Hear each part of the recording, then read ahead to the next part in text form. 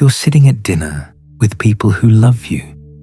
The conversation flows, someone laughs, the food is warm, and somewhere inside you, in a place you can't quite locate, there's a hollowness, a quiet absence. You smile, you say the right things, you feel like you're watching your own life through glass. If this is your experience, you're not alone. Millions of people carry this same hollow feeling, this same sense of disconnection. They move through their days doing everything right, hitting all the marks society says matter, and still they feel like something is missing, something essential, something they can't quite name. And later, when you're alone, you'll wonder why nothing ever quite lands, why connection feels like something that happens to other people. Why, despite everything being objectively fine, you walk through your days with this low hum of something missing, something you can't name because you don't know what it is. You might call it emptiness, or numbness, or just that familiar feeling of being slightly outside your own life. You've probably blamed yourself for it, assumed you're too sensitive, too difficult, too much or not enough of something. You've tried to fix it with productivity, with relationships, with achievements that briefly fill the void before the hollowness returns. But here's what you may not know. This feeling has a name, and it didn't start with you. What you're experiencing might be the long echo of something that didn't happen in your childhood. Not abuse, not obvious trauma. Something far more subtle and, in many ways, more confusing. It's called emotional neglect, and it's one of the most widespread yet invisible wounds a person can carry. To understand emotional neglect, we first have to understand what children actually need. Not just food and shelter and safety, though those matter enormously, but something less tangible. Something that happens in the space between a child and the people raising them. Developmental psychologists have studied this for decades.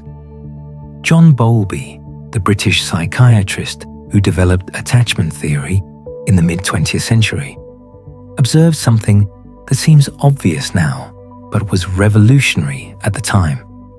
Human infants are biologically wired to form emotional bonds with their caregivers. This isn't a luxury or a preference. It's a survival mechanism encoded in our nervous systems. When an infant cries, they're not just expressing discomfort. They're reaching out. They're saying, in the only language they have, I need you. I need you to see me. I need you to respond. And what happens next? Whether someone comes, how quickly, how attuned they are to what the child actually needs, shapes the architecture of that child's developing brain. Donald Winnicott, another influential psychoanalyst, gave us the concept of the good enough mother. Not perfect, not constantly available, just good enough, present enough, attuned enough. What Winnicott understood was that children don't need flawless caregiving. They need caregivers who see them, who mirror their experiences back to them, who help them understand that their feelings are real, valid, and manageable. This mirroring process is how we learn who we are. When a baby smiles and a parent smiles back, the baby learns. My joy matters. It's real. It affects the world around me. When a child is frightened and a parent offers comfort, the child learns, my fear is valid and I can be soothed. I'm not alone with this overwhelming feeling. When a child is angry and a parent helps them understand and express that anger safely, the child learns, my anger isn't dangerous. It doesn't destroy relationships. I can feel it and move through it. When a child is sad and a parent sits with them in that sadness, not trying to fix it, just acknowledging it, the child learns, sadness is survivable. I don't have to be alone with my grief. Someone can stay with me in the dark. These interactions happen thousands of times in the course of childhood. Each one deposits a small amount in the child's emotional bank account.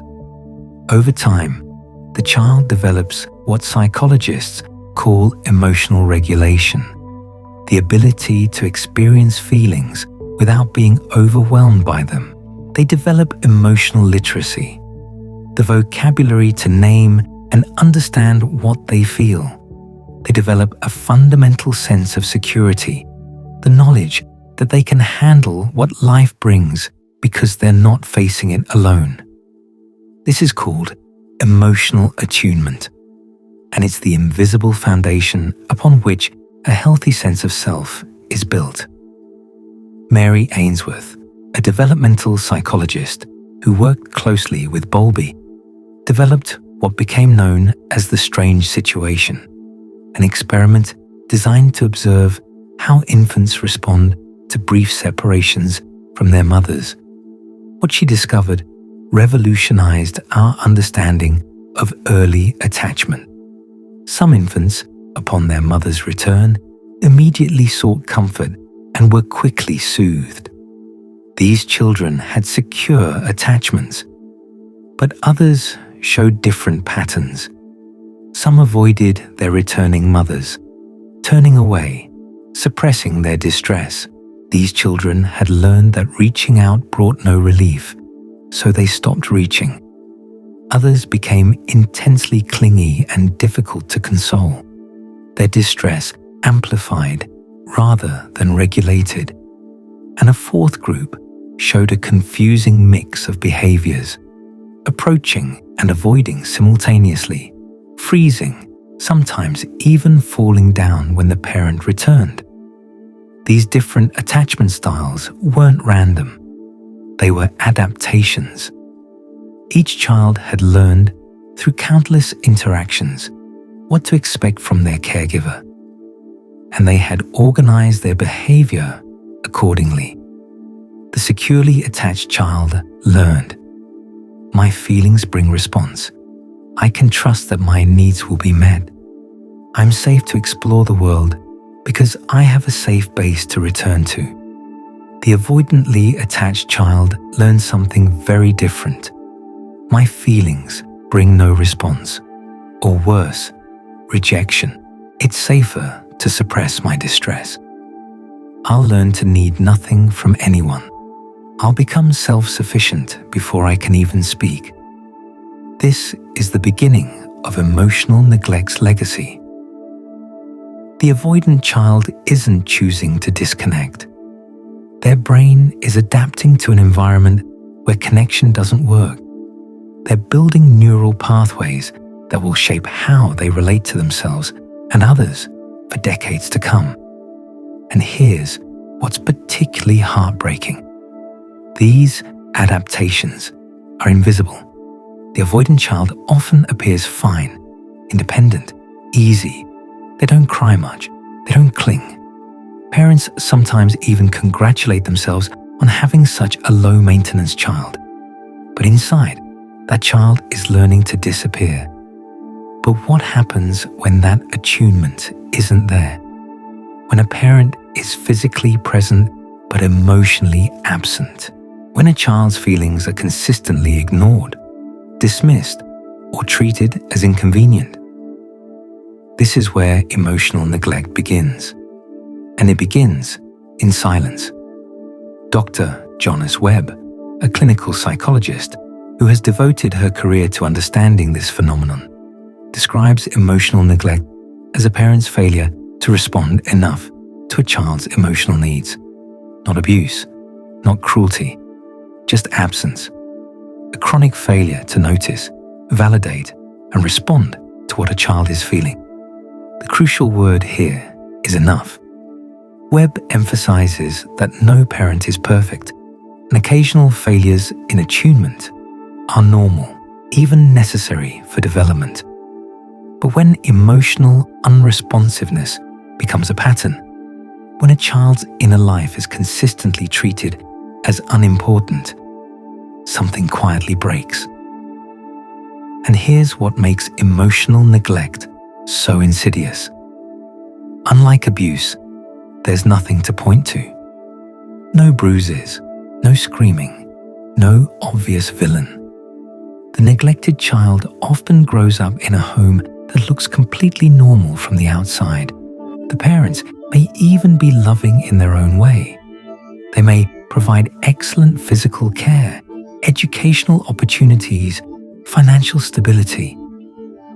But somewhere, in the invisible space where emotional connection should live, there's a void, and the child, having nothing else to compare it to, assumes this is just how life is, assumes that the emptiness inside them is a personal failing, not a response to what they didn't receive.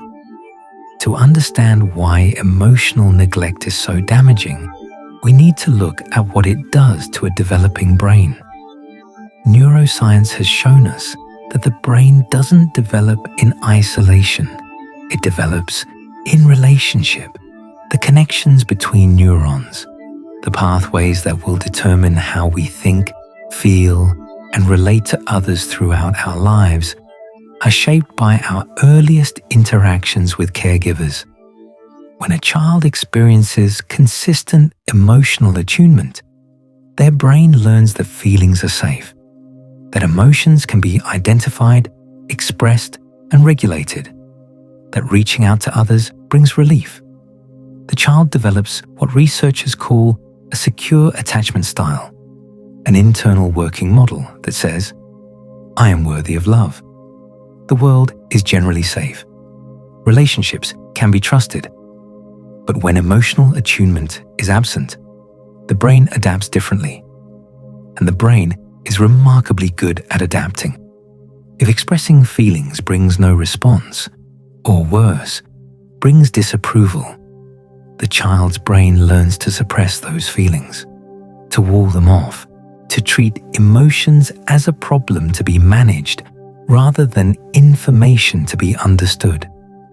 Research on the default mode network, the brain regions active when we're at rest, engaged in self-reflection and processing our sense of identity, shows altered connectivity patterns in adults who experience childhood neglect.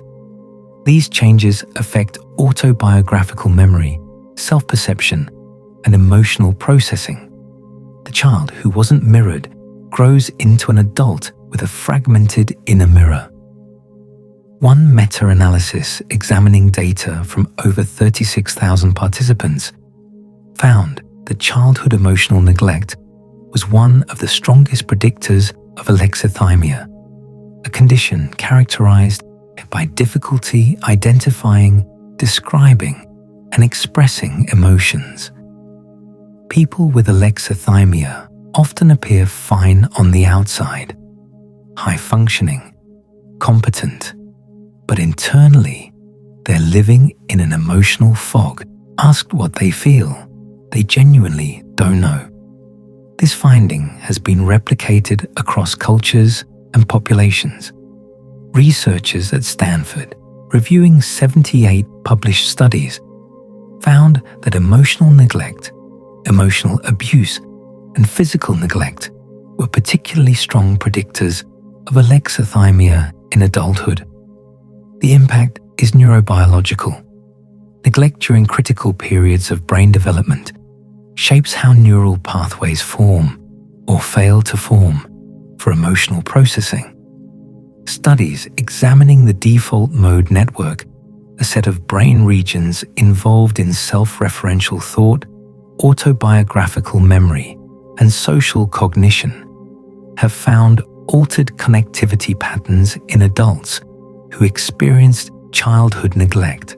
This network, which becomes active when we reflect on ourselves and our experiences, shows changes that correlate with low self-esteem, emotional disconnection, and difficulty integrating past experiences into a coherent sense of identity.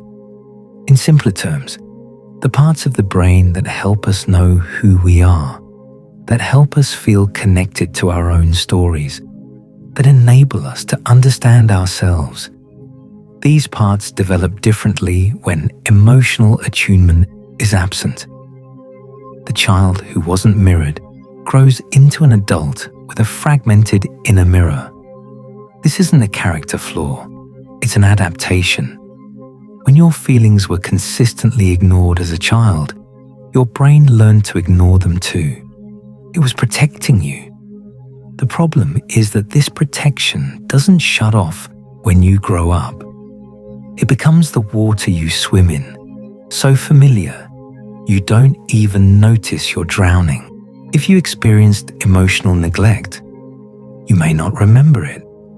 That's one of its defining features. We remember what happened to us.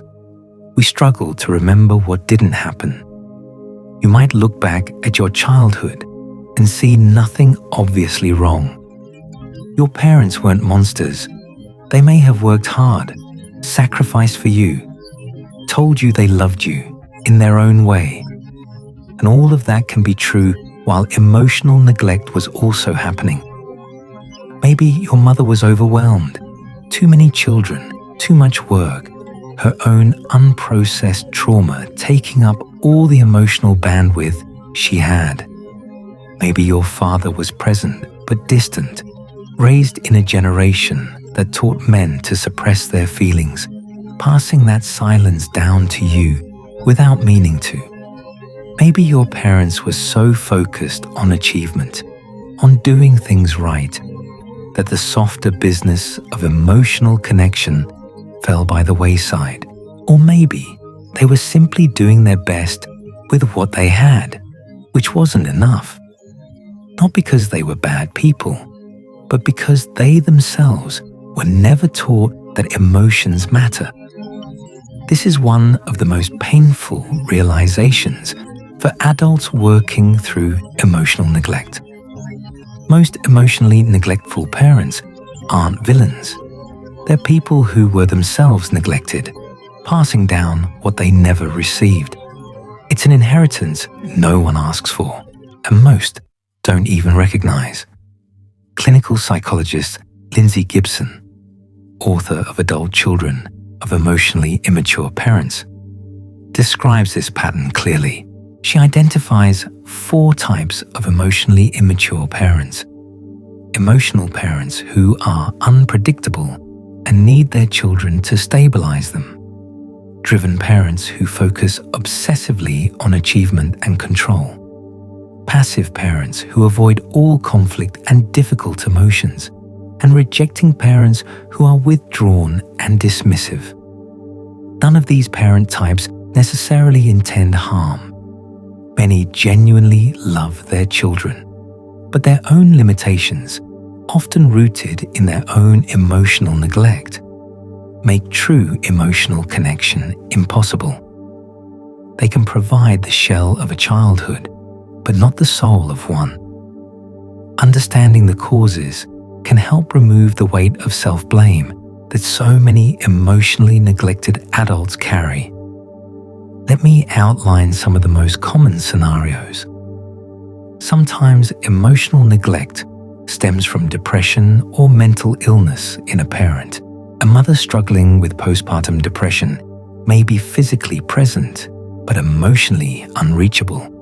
Her own internal pain consuming all available emotional bandwidth. A father with untreated anxiety might be so consumed by his own worries that he can't attune to his child's emotional world. The parent isn't choosing to neglect. They're drowning themselves. Sometimes it's addiction. Substance abuse hijacks the brain's reward and attachment systems.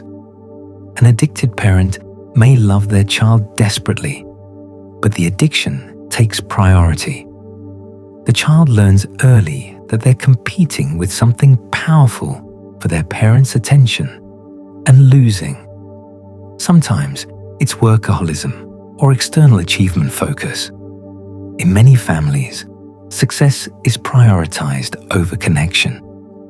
Providing a good life becomes more important than providing emotional presence. The parent works long hours to give their children opportunities, not recognizing that the opportunity their children most need is access to the parent's emotional self. Sometimes it's cultural or generational. In many cultures, emotional expression is discouraged, particularly for men. Talking about feelings is seen as weak or self-indulgent. Parents raised in these environments genuinely believe they're doing right by their children when they dismiss emotions and encourage toughness. They're passing down what they were taught, not recognizing the cost. Sometimes it's trauma. A parent who experienced abuse or neglect themselves may not have developed the capacity for emotional attunement. They can't give what they don't have. They may even be actively avoiding emotions, their own and their children's, because feelings are associated with pain. And sometimes there's no identifiable cause at all. Sometimes parents are simply emotionally limited, not bad people, not struggling with anything diagnosable, just not equipped for the emotional dimension of parenting. They can handle logistics, structure, discipline. They just can't handle the messy, wordless, moment-to-moment work of emotional connection. In all these scenarios, the result is the same: a child whose emotional needs go chronically unmet.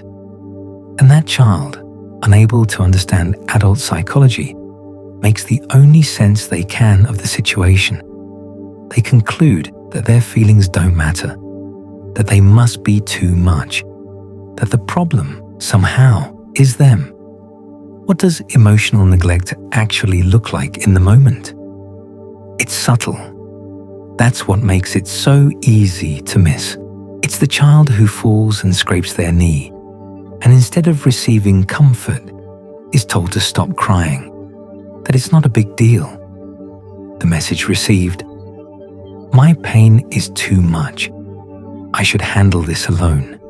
It's the teenager who comes home excited about something, a grade, a friendship, a hope, and the parent barely looks up from what they're doing.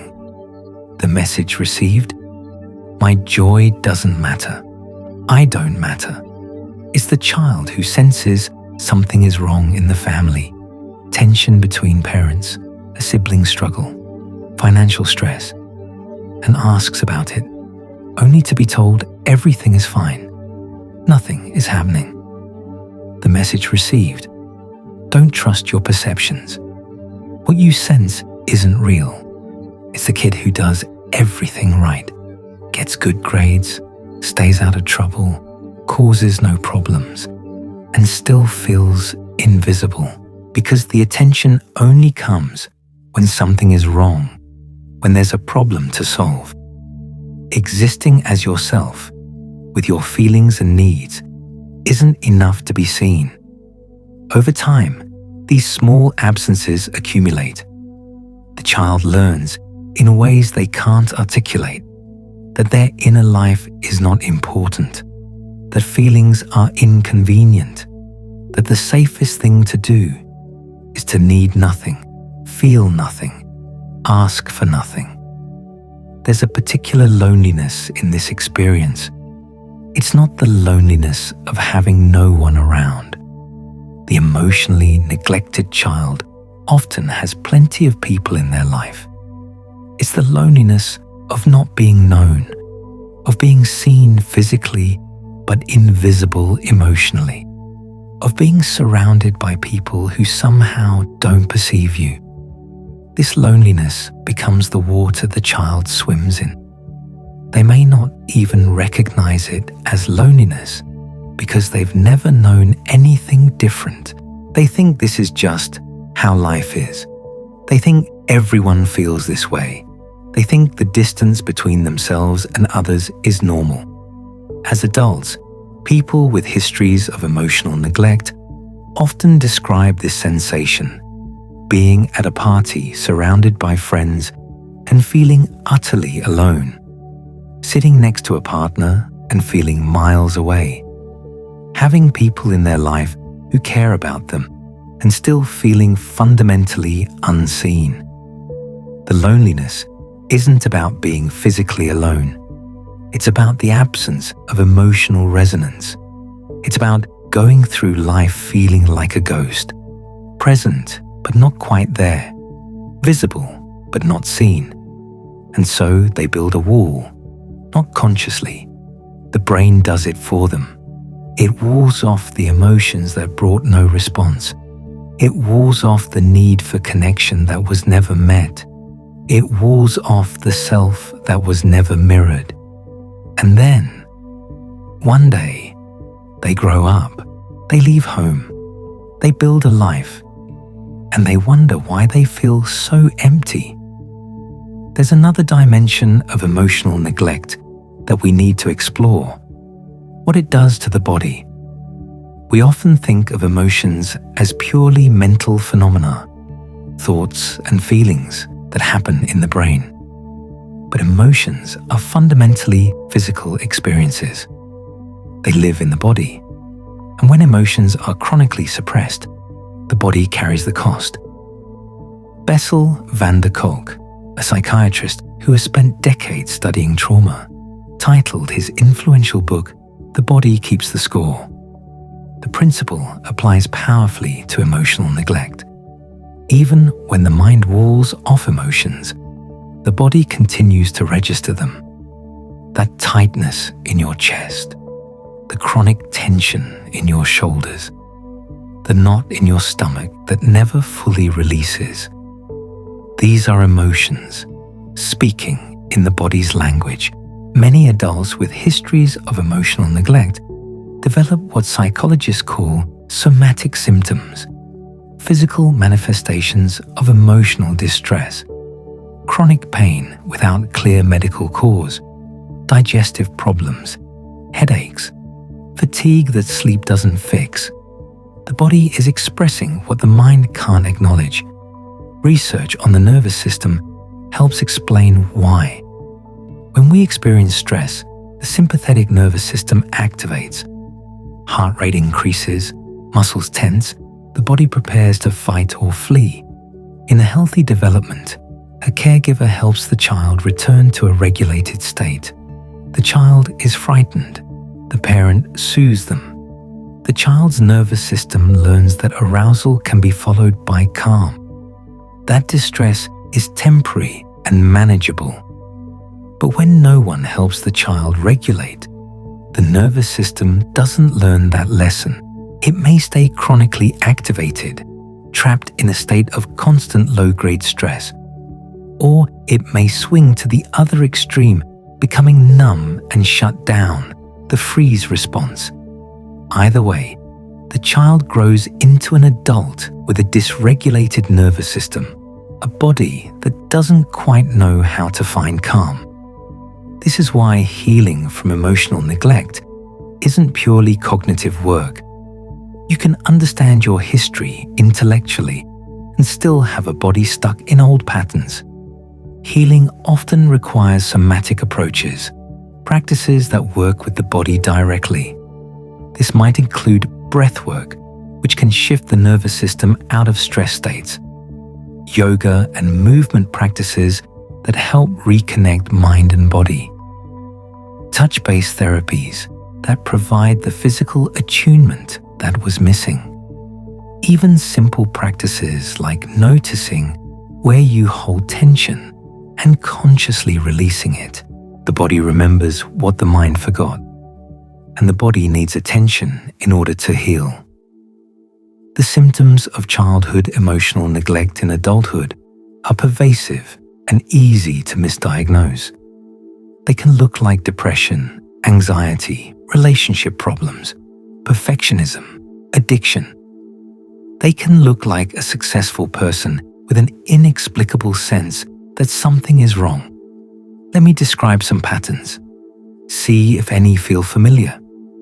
There's the difficulty identifying and expressing emotions. You might know something is off, but when asked what you're feeling, you draw a blank. Sad, angry, anxious. The labels don't quite fit. It's more like a vague discomfort, a low-grade static that's always there. Psychologists call this Alexithymia, literally no words for feelings. And research consistently links it to early emotional neglect. There's the pervasive sense of emptiness, not sadness exactly, more like absence, a hollowness at the center of things. You can have a full life, relationships, accomplishments, experiences, and still feel like you're watching it from far away, like you're performing, being a person rather than actually being one. There's the harsh inner critic. Because when your emotions were dismissed as a child, you internalized the message that your feelings were wrong. Now you carry that dismissive voice inside you, constantly judging, constantly telling you that you're too much or not enough.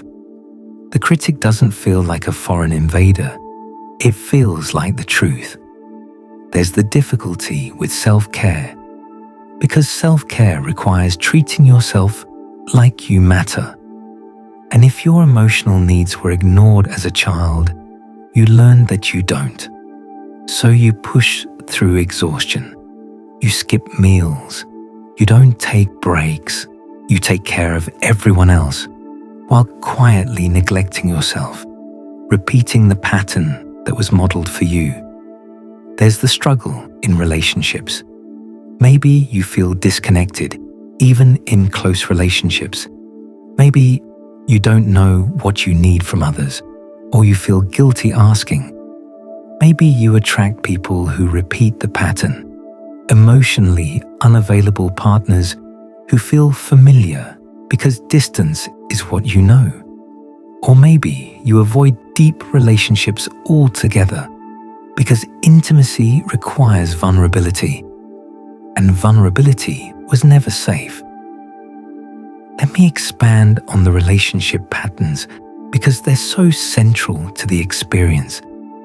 When you grow up emotionally neglected, you develop a template for relationships based on that early experience.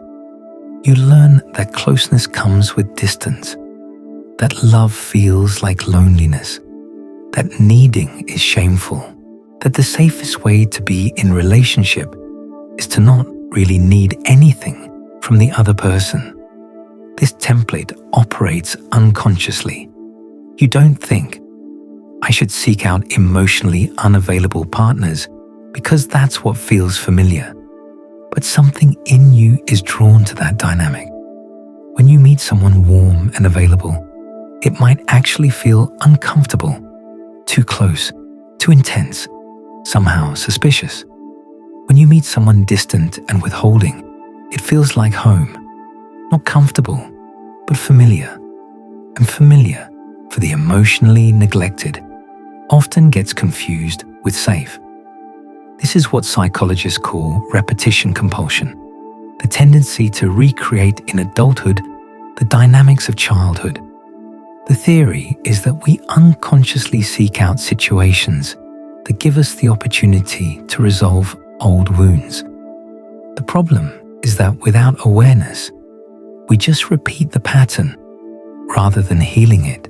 So the emotionally neglected person finds themselves in a succession of relationships that recreate the original wound.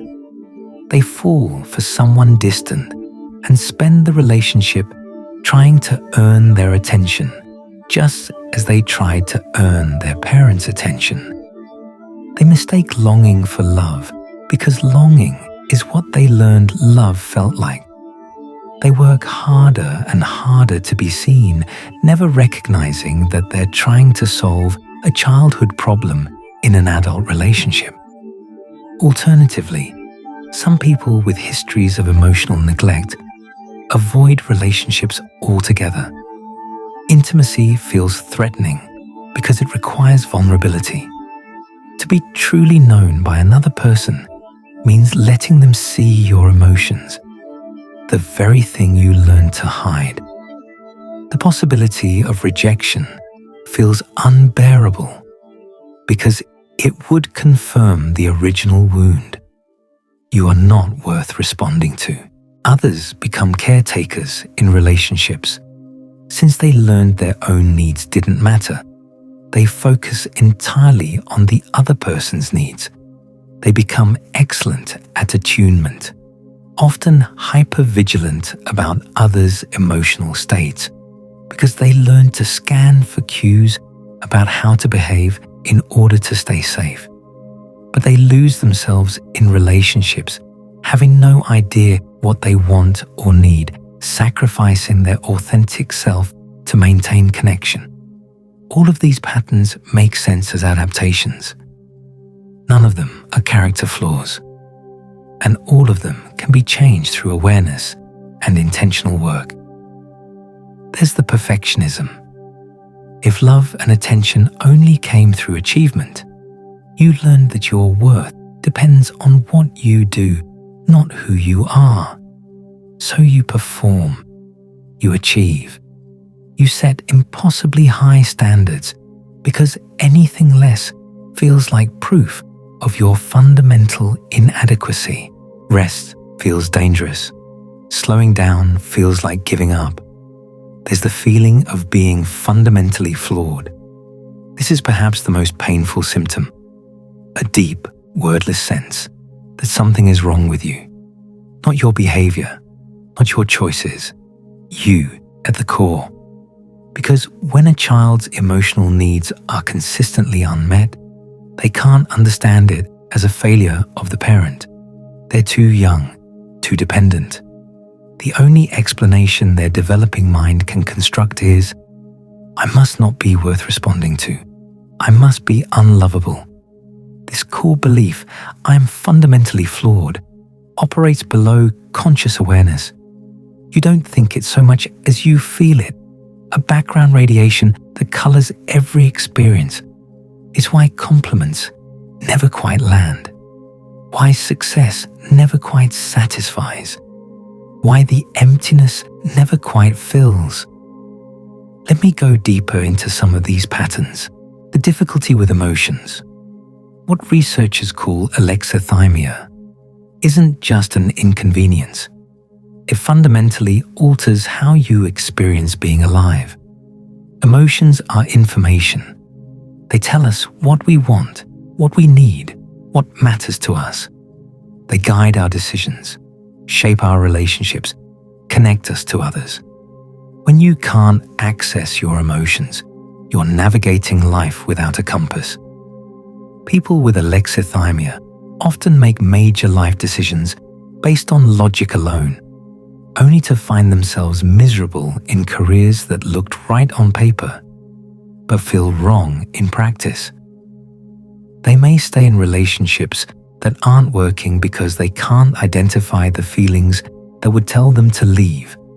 They may say yes when they mean no, because they can't access the internal signal that indicates their boundaries are being crossed. And when emotions do break through, because they always eventually do, they can be overwhelming. Without the skill of identifying and processing feelings in real time, emotions build up like water behind a dam. Then something cracks, and suddenly there's a flood. This might look like unexpected crying, inexplicable anger, or anxiety that seems to come from nowhere. The emotional neglect survivor often feels hijacked by feelings they don't understand, reinforcing the belief that emotions are dangerous and need to be controlled. The sense of emptiness deserves special attention because it's so central to the experience. Webb specifically titled her groundbreaking book, Running on Empty, because that's what emotional neglect feels like. A car with no fuel, somehow still moving, but always on the verge of stopping. The emptiness isn't depression exactly, though it can coexist with depression. It's more like an absence at the core of the self, a hole where something should be. People describe this emptiness in different ways. Some say they feel hollow, like they're a shell of a person. Others describe a persistent sense that something is missing, though they can't identify what. Some feel like they're watching their lives from a distance, present but not truly participating. Others describe a numbness, a flatness, an inability to feel things fully. Joy doesn't quite reach them. Sadness doesn't quite penetrate. This emptiness often drives compensatory behaviors. Some people fill it with work, becoming hyperproductive to avoid the discomfort of sitting with themselves. Some fill it with substances, alcohol, drugs, food, anything that produces sensation and temporarily covers the void. Some fill it with relationships, seeking in others the validation they can't provide themselves. Some fill it with achievement, chasing the next accomplishment, in hopes that this one will finally make them feel whole. None of these work. They can't. Because the emptiness isn't caused by a lack of something external. It's caused by a disconnection from something internal. Until that internal connection is repaired, no external thing can fill the void. One of the cruelest aspects of emotional neglect is how invisible it is to the person experiencing it. When something bad happens to you, you can point to it. You can say, "That was wrong. That hurt me." There's validation in naming what was done, but emotional neglect is an absence. You can't point to what wasn't there. And because nothing obviously wrong happened, you have no framework for understanding your pain. You just know you feel different, empty, disconnected. And because you can't identify a cause, you assume the cause must be you. This is why so many emotionally neglected adults struggle with self-blame. They look at their relatively normal childhoods and think, "What right do I have to feel this way? Other people had it so much worse. My parents weren't abusive. They did their best." All of that can be true, and emotional neglect can also have happened. These aren't contradictory. Your parents can have loved you and also failed to meet your emotional needs. They can have done their best, and their best can have not been enough. Both things can be real. This paradox is actually central to understanding emotional neglect. It's not a black and white situation. It's not good parents versus bad parents, happy childhood versus traumatic childhood. It's subtler than that. It's the possibility that a childhood could be good enough by many measures. No abuse, no obvious dysfunction, while still lacking something essential. Think about what children actually need for healthy emotional development. They need to be seen, not just physically, but emotionally. Their inner world acknowledged and responded to. They need their feelings validated, not necessarily agreed with, but recognized as real and important. They need co-regulation, someone to help them manage emotions that feel too big to handle alone. They need to matter, to feel that their existence makes a difference to the people raising them. These needs aren't extras. They're not luxuries that some children get and others don't. They're developmental necessities. Without them, children can still survive and even appear to thrive by external measures. But something inside remains unfed, undeveloped, empty. What makes emotional neglect so insidious is precisely that it can occur alongside otherwise adequate or even excellent parenting.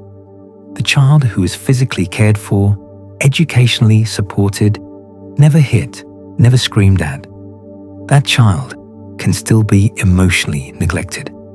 The wound exists in what wasn't present, not in what was. And because nothing obviously bad happened, the child, and later the adult, has no framework for understanding their pain. They have a wound, but no story of injury. They're hurting, but can't point to what hurt them. In the absence of explanation, they explain themselves. Something must be wrong with me. In fact, the most common form of emotional neglect is benign neglect. Parents who aren't cruel, just absent. Not physically, but emotionally. They're in the room, but not really there. They provide for your material needs while remaining oblivious to your emotional ones. They may even believe they're good parents because they're measuring by the wrong criteria. Understanding this can be painful. It means accepting that your pain is real even without a clear villain. It means grieving not what was done, but what was missing. It means confronting the possibility that the people who raised you, whom you may love and who may have loved you, couldn't give you what you needed. This grief is essential, and it's complicated because you're not grieving a loss so much as an absence, something you never had but needed. You're grieving a relationship that existed but was somehow hollow. You're grieving the childhood you didn't have, the parent you needed but didn't get, the self you might have been if someone had seen you. There's a particular kind of sorrow in grieving what you never had. It's different from losing something you possessed. When someone you love dies, you can remember the good times. You can hold on to what you had, even as you mourn its ending. But when you're grieving emotional neglect, you're mourning a possibility. You're mourning a relationship that never really existed. You're mourning the parent-child bond that should have been, but wasn't. This grief often comes in waves. You might be fine for weeks, then something triggers it. A scene in a movie showing a parent comforting a child, a friend talking about their close relationship with their mother, your own child reaching for you in distress. Suddenly the grief is there again, fresh and sharp. The grief of realizing what you missed. The grief of realizing what your children are receiving from you that you never received yourself. Some people resist this grief. They minimize what happened. They say things like, "Other people had it worse. My parents did their best. I turned out fine." All of these can be true, and they can also be ways of avoiding the pain. Comparative suffering doesn't heal anything. Your parents doing their best doesn't mean their best was enough. Turning out fine doesn't mean you weren't wounded. The resistance to grief often comes from protective parts that learned early on that pain is dangerous. If you couldn't process your emotions as a child, if no one was there to help you hold difficult feelings, then grief might genuinely feel threatening. Your system learned to avoid pain at all costs. And now, when grief needs to be felt, old protections kick in. But the grief won't go away just because you avoid it. It lives in the body. It shapes your relationships. It colors your experience of life with that persistent, low-grade emptiness. The only way out is through.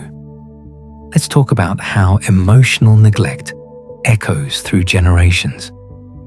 When you grow up without your emotions being mirrored, you don't develop the capacity to identify, understand, and regulate your feelings.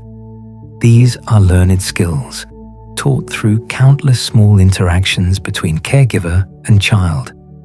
If no one taught you, you don't know. Then you grow up and have children of your own. And you love them. You genuinely do. But you can't give what you don't have. You can't mirror emotions you don't understand. You can't provide emotional attunement when you're disconnected from your own inner life. So you repeat the pattern, not because you're a bad parent, not because you don't care, but because you're operating from a deficit you may not even recognize. You're passing down the only model you know. This is how emotional neglect becomes intergenerational. Each generation does their best with what they have, and what they have isn't enough.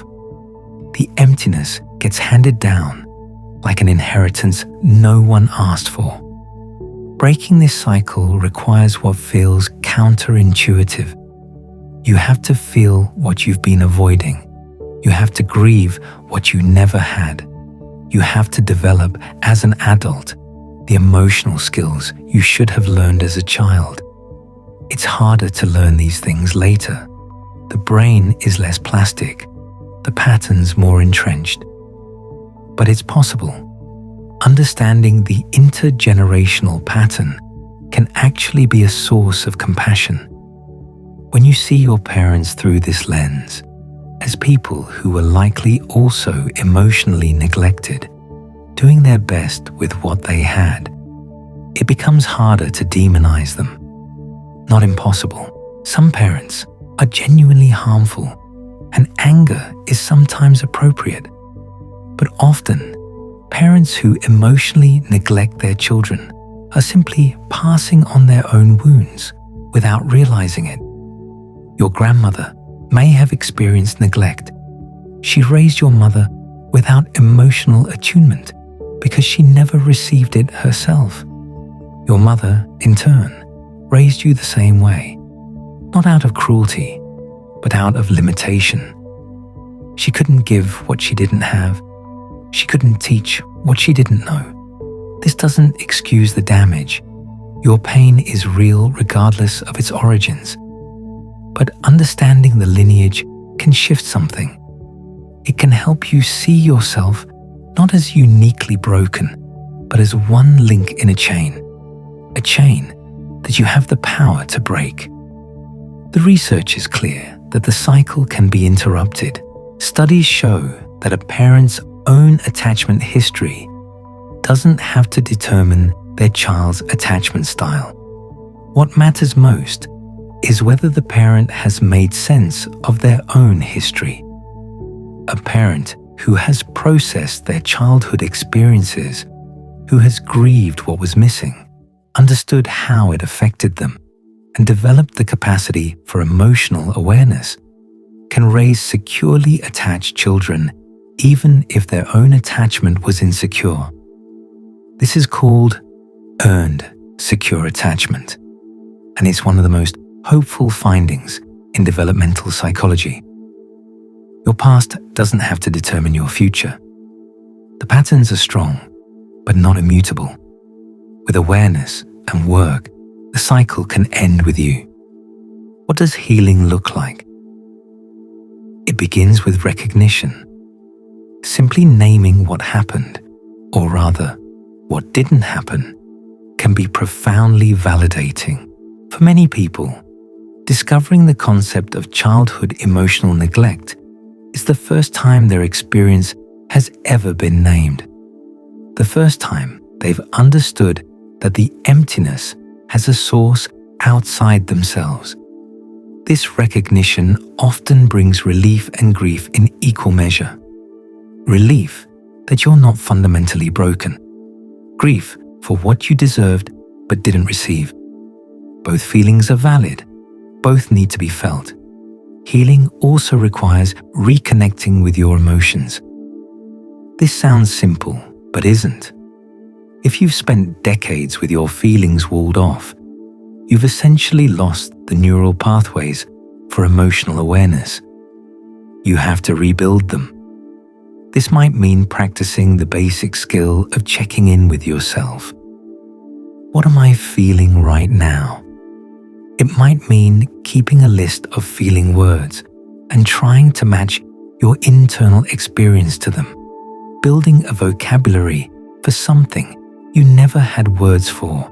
It might mean noticing physical sensations, the tightness in your chest, the knot in your stomach, and learning that these are feelings talking in the only language they know.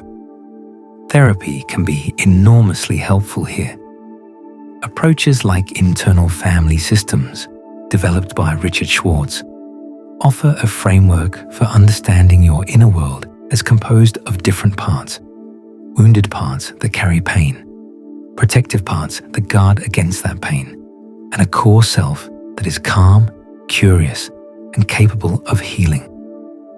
In IFS terms, emotional neglect often creates exiles, young, wounded parts holding the pain of not being seen, and protective parts that work overtime to keep that pain buried. Healing involves approaching these parts with curiosity rather than judgment, understanding that even your harshest inner critic developed to protect you, learning to be for yourself what your parents couldn't be: present, attuned, unconditionally accepting. The IFS framework offers a particularly powerful way to work with the legacy of emotional neglect. Here's how it works. According to IFS, our psyche isn't a single, unified entity, but rather a system of parts, subpersonalities that developed at different times and in response to different experiences. Some parts carry pain from the past, which are called exiles. Other parts work to protect us from that pain, called protectors. At the core, beneath all the parts, is what IFS calls the self, a calm, compassionate, curious presence that is inherently whole and capable of healing the wounded parts. Emotional neglect creates specific patterns in this internal system. The child who wasn't seen often develops exiled parts that carry intense shame, loneliness, and the belief of being fundamentally unlovable. These parts are often locked away, their pain too threatening to access directly. Then there are the protective parts, managers and firefighters in IFS language. Managers try to prevent the exiled pain from surfacing through control strategies, perfectionism, people-pleasing, intellectualization, emotional avoidance. Firefighters respond when the pain threatens to emerge anyway, using more extreme measures, numbing through substances, dissociation, impulsive behaviors, anything to put out the fire of overwhelming emotion. These protectors aren't the enemy. They developed for good reason. When a child's emotions weren't safe, these parts stepped in to manage the unbearable. The problem is that they're still working overtime, long after the original danger has passed. The protectors don't know the child grew up. They're still guarding against wounds that happened decades ago. IFS healing involves a careful process. First, you establish a relationship with the self, that calm, curious, compassionate core. Then, with the self leading, you approach the protective parts. You get to know them. You understand their fears and their positive intentions. You build trust so they'll eventually allow access to the exiles they're protecting. When the wounded parts are finally accessed, the lonely child, the ashamed child, the child who concluded they were unworthy of love, the self can offer what they never received: presence, validation, the message that they matter, that their feelings are real, that they are loved not for what they do, but simply for existing. This internal reparenting can be profoundly healing. The adult self gives the inner child what the actual parents couldn't provide. And as the exiled parts heal, the protectors can relax. They no longer need to work so hard. The perfectionism can soften. The inner critic can quiet. The emotional avoidance can ease. the whole system moves toward balance. This is the heart of healing, learning to provide for yourself what you didn't receive, to mirror your own experiences, to validate your own feelings, to be the loving parent to your own inner child that your actual parents couldn't be. Let me describe what this process might look like in practice. It often starts with psychoeducation, learning about emotional neglect and recognizing it in your own story. For many people, this step alone is transformative. After years of wondering what's wrong with them, they finally have a name for their experience. The relief can be profound. You're not broken. You're not uniquely damaged. You experience something that has predictable effects, and those effects can be addressed. Next comes the work of reconnecting with emotions. This is where many people need support because it involves reversing patterns that have been in place for decades. Some specific approaches can help. One is mindful awareness practice, regularly pausing to notice what's happening in your body. Where is there tension, heat, constriction? The body keeps emotional information that the mind may have blocked. Learning to read your body's signals is often the first step in reconnecting with feelings you've been disconnected from. Another is the practice of emotional labeling. Research shows that simply naming an emotion reduces its intensity and helps integrate emotional and cognitive processing.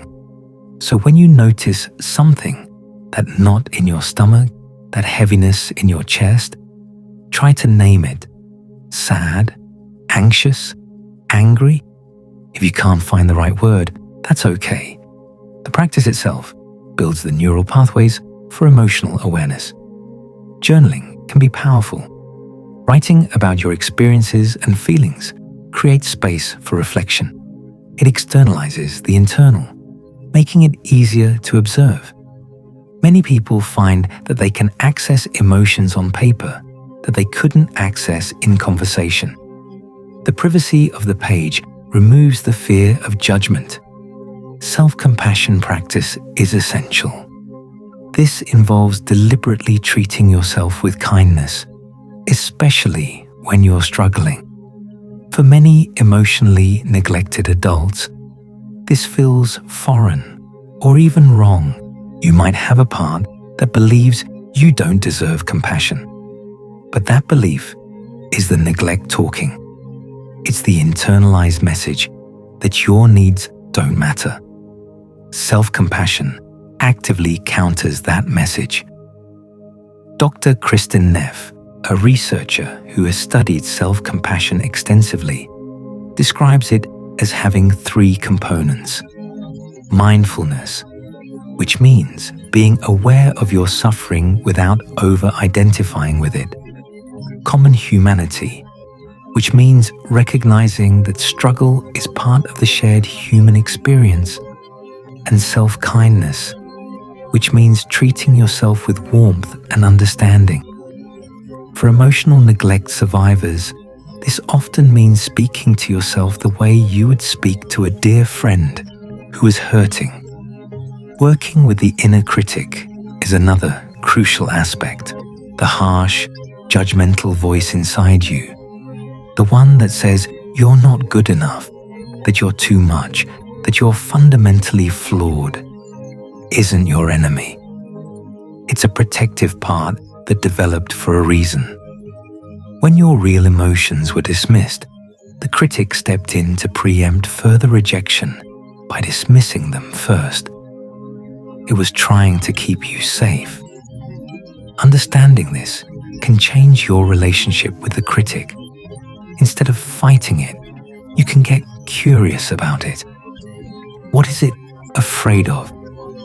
What is it protecting? When you approach the critic with compassion rather than combat, it often softens. It doesn't need to work so hard when it feels understood. It's not about blaming your parents. It's not about staying angry at them forever. Understanding can coexist with forgiveness. Grief can coexist with compassion. You can recognize that your parents were likely doing their best, shaped by their own neglect, while also acknowledging that their best wasn't enough for you. I want to share something about what lies on the other side of this work. People who heal from emotional neglect often describe the experience as coming alive. Colors seem brighter. Music hits differently. Moments of genuine connection with others and with themselves become possible in ways they never were before. This doesn't mean life becomes easy or pain-free. Healing from emotional neglect doesn't exempt you from future suffering, but it changes your relationship to that suffering. Instead of pain triggering a cascade of disconnection, instead of emotions being dangerous signals to suppress, you learn to feel them, to let them move through you, to use them as the information they're meant to be. Relationships often transform when you're no longer disconnected from yourself. You can actually connect with others. When you know what you feel and what you need, you can communicate it. When you believe you're worthy of love, you stop sabotaging it when it comes. Many people find that healing from emotional neglect improves their parenting. The cycle that seemed inevitable, the passing down of what wasn't given, can be interrupted. When you do your own healing work, you develop the capacity to provide your children what you didn't receive. You learn to attune. You learn to mirror. You learn that emotions, even difficult ones, are manageable rather than dangerous. This is perhaps the most powerful form of healing, not just for yourself, but for the generations that come after you. The chain of neglect can be broken, but it requires someone to do the hard work of facing what wasn't faced, feeling what wasn't felt, grieving what was never mourned, that someone can be you. The goal isn't to become someone new, it's to become who you were before you learned to disappear, before you walled off your feelings, before you decided that needing was dangerous and wanting was shameful and asking for help was weakness. Beneath all the adaptations, beneath the emptiness and the critic and the disconnection, there's a self that was always there, a self that knows how to feel, a self that knows what it needs, a self that is capable of deep connection and genuine joy. That self never went away, it just went into hiding, and it's been waiting, patiently, quietly, for someone to finally see it. That someone can be you. The process begins when you're ready. There's no rush. There's no deadline for healing. You can move at whatever pace feels safe, pausing when you need to, going deeper when you're able. Some people start by reading, learning about emotional neglect, recognizing themselves in the descriptions, finally having language for experiences they couldn't name. Some people start with therapy, finding a practitioner who understands developmental trauma and can guide the healing process. Some people start with small practices, checking in with themselves each day, journaling about feelings, practicing the radical act of asking what they need.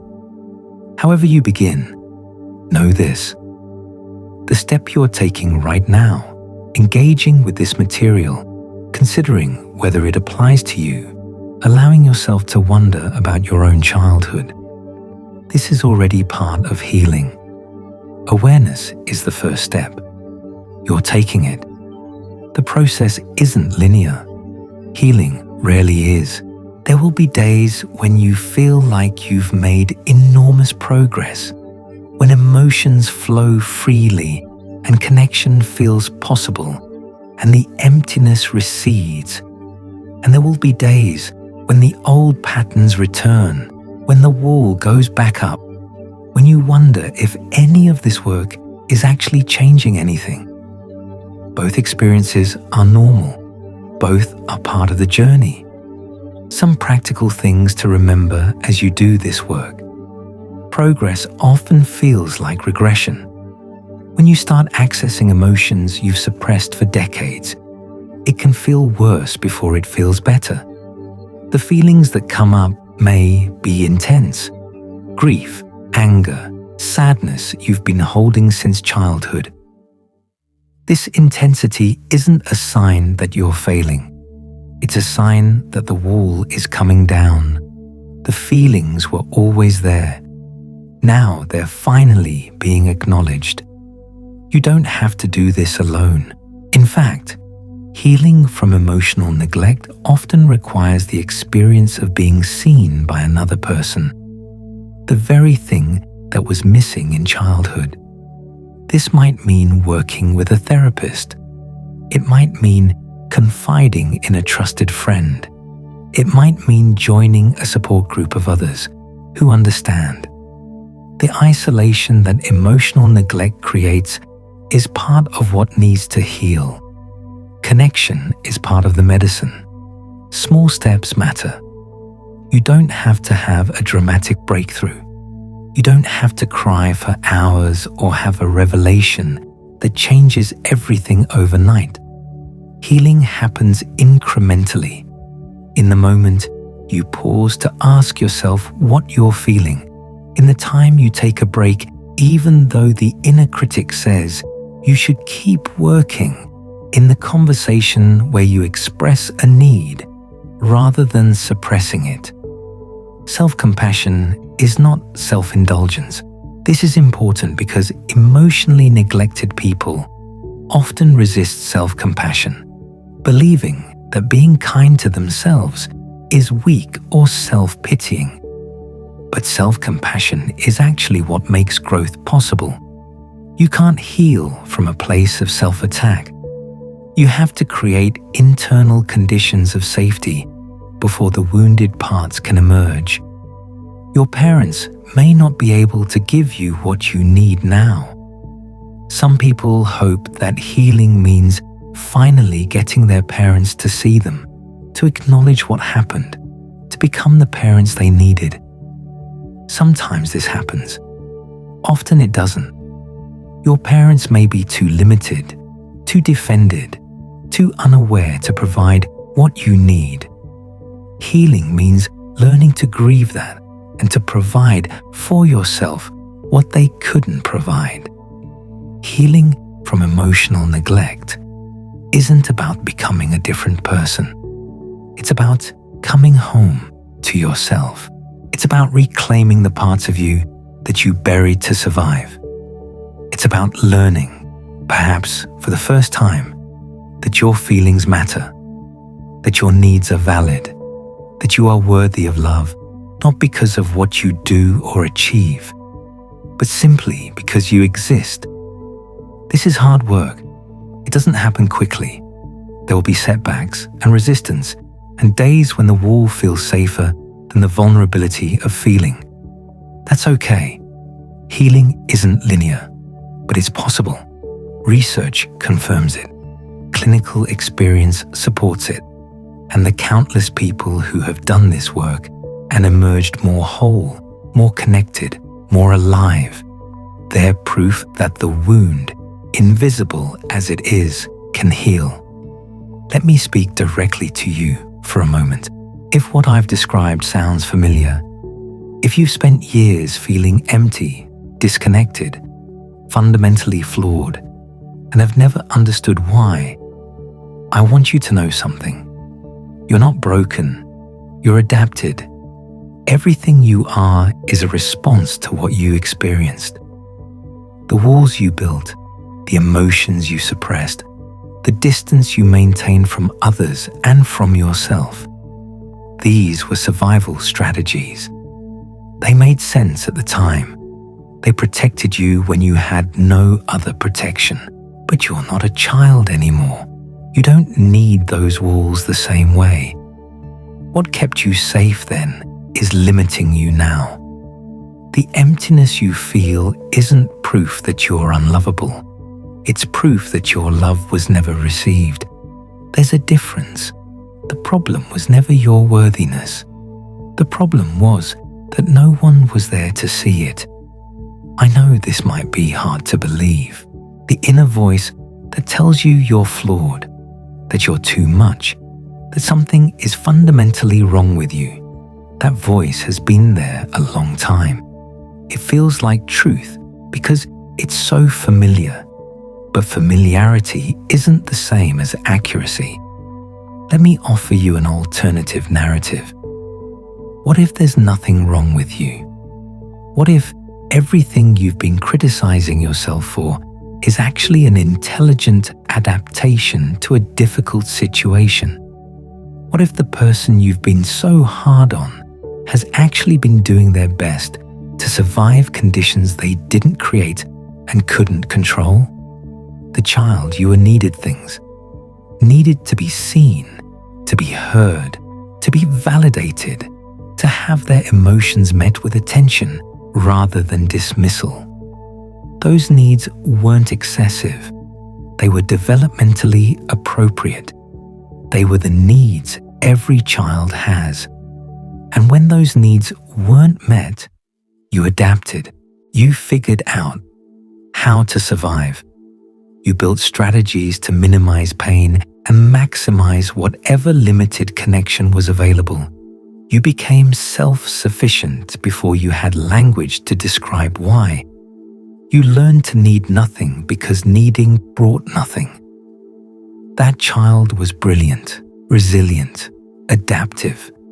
That child found ways to survive an environment that wasn't designed to meet their needs. And that child is still inside you, still running those old programs, still trying to protect you from pain that ended decades ago.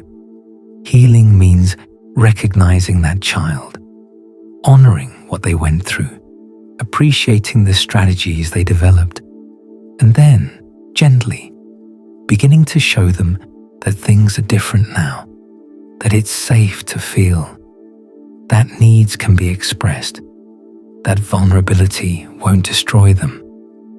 And the most painful part of healing might be this: you deserved better, not because you earned it, not because you were a good child, just because you existed.